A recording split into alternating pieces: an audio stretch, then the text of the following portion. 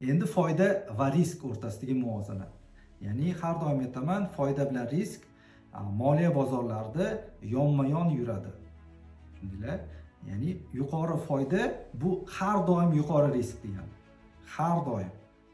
Ya'ni past risk, ya'ni kichik risk bu barqaror, lekin past daromad hisoblanadi. Bu nima degani? Bu degani stabil va uzoq muddatli daromad degani. Shuning uchun ham moliya bozorida doimo past riskka intilish, stabil va uzoq muddat daromad olish intilish bu asosiy maqsad. Ya'ni giper yuqori foydali emas. Chunki yuqori foydani ko'zlayapsizmi? Siz yuqori riskka har doim tayyor turishingiz kerak. Yuqori risk bu yuqori foyda degani.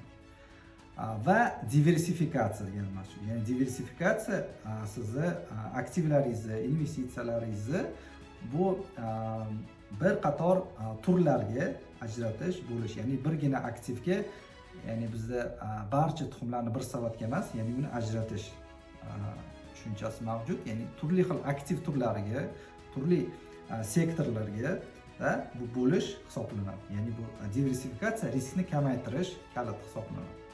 Har bir investitsiyada risk bor. Muhimi uni boshqarish, to'g'ri boshqarish.